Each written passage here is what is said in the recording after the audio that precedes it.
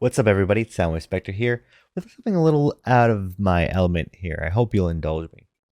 So everyone knows Call of Duty Ghosts, and for reasons I don't 100% agree with, people claim that Ghosts is really the low point in the Call of Duty series. Personally, I don't think it was that bad, and in my opinion, I really enjoyed my time with it. But today, in 2022, it gave me something really special. It was actually kind of surreal. So 4 years ago today, on April 7th, 2018, my brother died at the age of 18. To be honest, we were not the closest of brothers, and unfortunately now we never will be. Due to, moving away, different interests, etc. He was a big sports fan, virtually obsessed. Once I got him into WWE, he was virtually obsessed with it. Well, he had passions that I moved on from. And I kind of went down the road of being a super nerd. But every year on his birthday and on the anniversary of his death, I play games that we used to play together as kids. Usually, I play games like Star Wars Battlefront 2, Lego Star Wars, Dynasty Warriors 4 Empires, Modern Warfare 3 Survival Mode, Mass Effect 3, or any litany of older WWE games. Off topic, Here Comes the Pain, 2007 and 2010 are still the best wrestling games, and I'll die on that hill.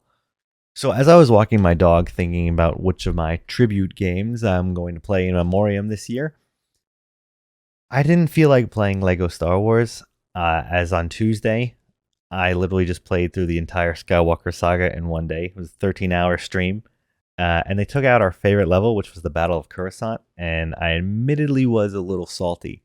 But during the stream, I had a viewer talking about Forza, and I guess subconsciously that just reminded me of an article I read a few years ago and thought of how great it was. It said, "Son races deceased father's ghost in Xbox Racer. Makes the internet cry." Link in the description. It's pretty heartwarming. Then it hit me. I had to find a game like that. But my old WWE games didn't really have him in it, as he only really used his game's data, and even though we were in the same house, we played online together. And every game that he created a character in, really, it was just like the bog standard was the default character. He didn't spend too much time making his characters in depth on my consoles. Every other game we played didn't really have anything remotely like it until it hit me. Call of Duty Ghosts, and ironically, pretty aptly named. Most people don't remember, as it's rarely talked about, but Call of Duty Ghosts had 4 game modes. The first one being the campaign that everyone complains about because it left on a wild cliffhanger that's never going to be finished, unfortunately. 2, the multiplayer, which was decidedly slower in an attempt to pull fans away from Battlefield, and that kind of pissed off the fan base a lot. But I actually kind of really liked it, to be honest. I liked the slower pace, the more tactical-ishness of it. 3, Extinction, which was actually a pretty cool, albeit forgotten and completely dead on arrival, survival alien game akin to COD Zombies. But then they had a 4th mode that no one talks about, and that's Squads.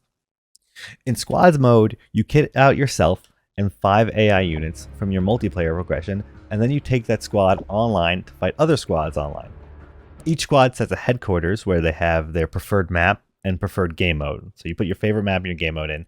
You can attack enemy squads' headquarters, and they can attack yours while you're offline. Now, I'm an absolute sucker for games with customization, so this mode got my interest, and at that time, my brother was young enough that anything that his older brother was into, he was into as well. So that meant his squad mode data had to still be there as long as the servers were still up. So I did a quick YouTube search, and as I was walking, I noticed 45 minutes ago, an hour ago, 14 minutes ago, I noticed people were still making YouTube videos. Not many people were watching, but people were still making them, which means the servers had to be online.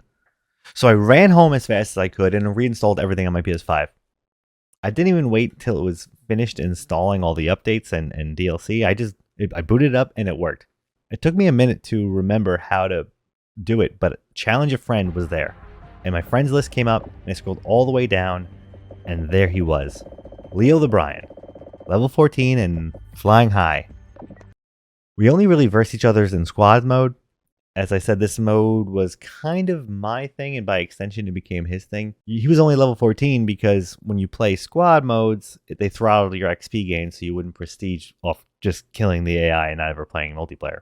But there he was, all my nerdy video game characters on my team and all his cheesy WWE characters in his.